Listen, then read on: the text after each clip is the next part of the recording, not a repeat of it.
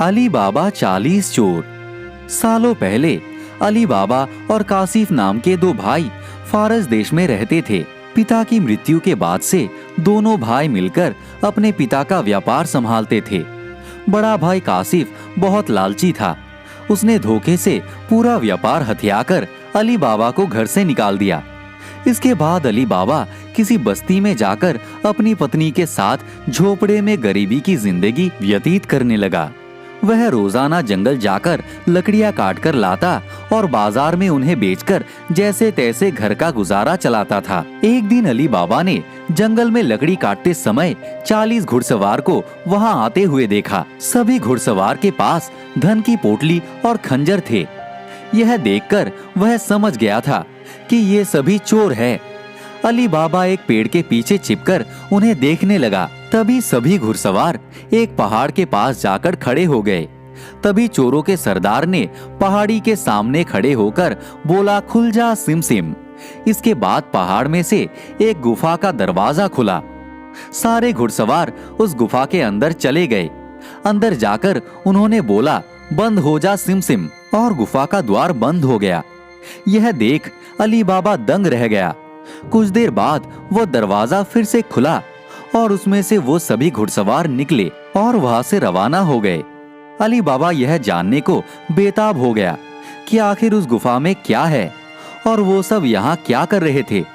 इसके बाद उसने गुफा में जाने का फैसला किया। वह उस पहाड़ के सामने गया और बार बार चोरों के सरदार के शब्द बोलने लगा, खुल जा सिम सिम, खुल जा सिम सिम। गुफा का दरवाजा खुल गया। अली बाबा गुफा के अंदर गया और उसने देखा कि वहां सोने की गिन्नियां, अशरफियां, गहने आदि रखे थे। चारों तरफ खजाना ही खजाना था। यह सब देखकर उसकी खुशी का ठिकाना नहीं था। उसे मालूम हो गया था कि वो चोर सारा चोरी का सामान यहाँ आकर छुपाते हैं। अली बाबा ने वहां से एक पोटली में सोने की अशरफियां भरी और घर चला आया।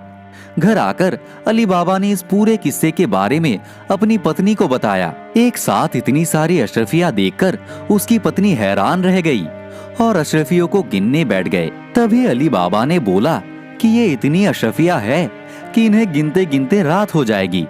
मैं गड्ढा खोदकर इन्हें वहां छुपा देता हूँ, जिससे किसी को भी हम पर शक ना हो। अली बाबा की पत्नी बोली, मैं इनकी गिनती नहीं कर सकती हूँ, लेकिन अंदाजे के लिए इन्हें तोल तो सकती हूँ। अली बाबा की पत्नी भागती हुई कासिफ के घर गई और उसकी पत्नी से गेहूं को तोलने के लिए तराजू मांगने लगी। यह देखकर कासिफ की पत्नी को उस पर शक हुआ। उसने सोचा कि इन गरीब लोगों के पास अचानक इतना अनाज कैसे आया। वह अंदर गई और तराजू के नीचे गोंद लगाकर लाई और उसे दे दिया। रात को अली बाबा की बीवी ने सारी अशरफियों को तोला और तड़के सुबह उनका तराजू लौटा आई। कासिफ की पत्नी ने तराजू को उल्टा करके देखा तो उस पर सोने की एक अशरफी चिपकी हुई थी। उसने यह बात अपने पति को बताई। कासिफ और उनकी पत्नी यह जानकर जल भुन गए। दोनों को रात भर नींद नहीं आई। सुबह होते ही कासिफ अली बाबा के घर गया और उसने धन का स्रोत पूछने लगा। यह सुनकर अली बाबा ने कहा, आपको कोई गलतफहमी हुई है, मैं तो एक मामूली लकड़हारा हूँ। कासिफ ने बोला कि तुम्हारी बीवी कल हमारे घर से अशरफियों को तोलने के लिए तराजू लेकर गई थी। यह देखो, यह अशरफिया तराजू पर चिपकी मिली है। सब सच बताओ, नहीं तो मैं सबको बता दूंगा कि तुमने चोरी की है। यह सुनकर अली बाबा ने सच सच सारी कहानी बता दी। कासिफ के मन में लालच आ गया। उसने खजाना हथियाने का प्लान बनाया और अगले दिन गुफा पहुंच गया। वह अपने साथ एक गधा भी लेकर गया ताकि वह उस पर खजाना लाद कर ला सके। गुफा के सामने पहुंचकर उसने अली बाबा ने जैसे बताया था वैसे ही किया। उसके खुल जा सिमसिम बोलते ही गुफा का दरवाजा खुल गया।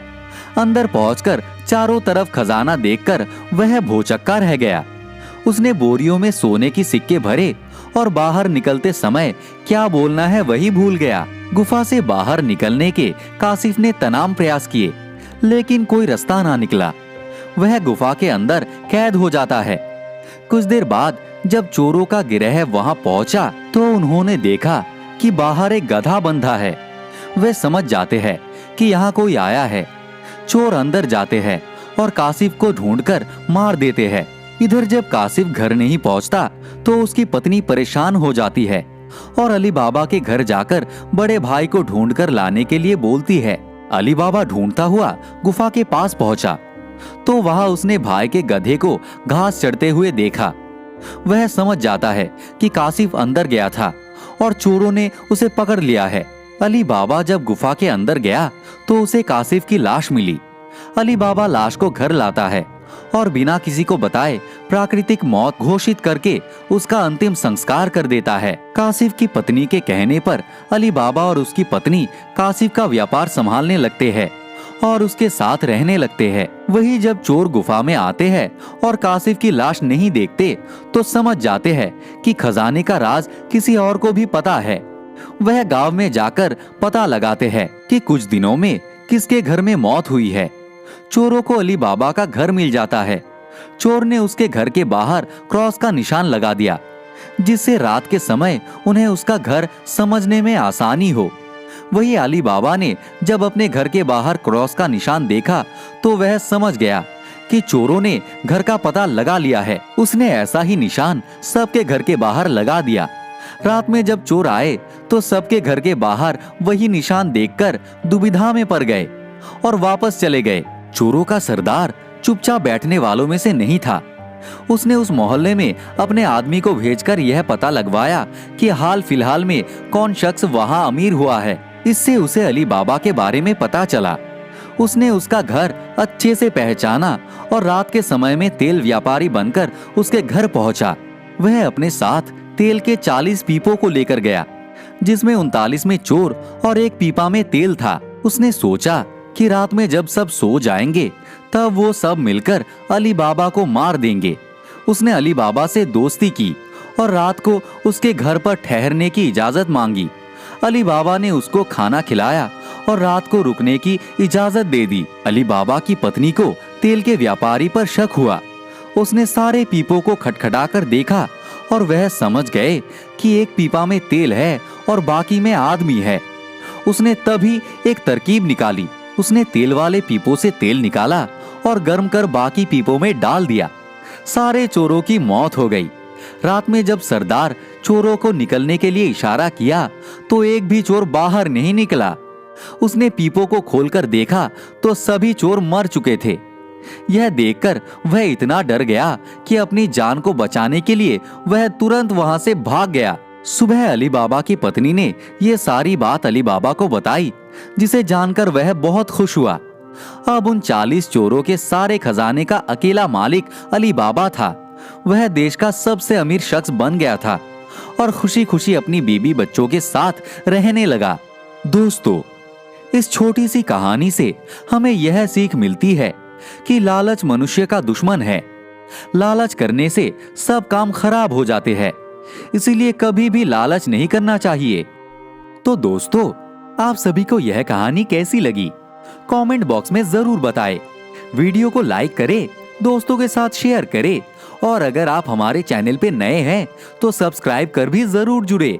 आप सभी का बहुत बहुत धन्यवाद।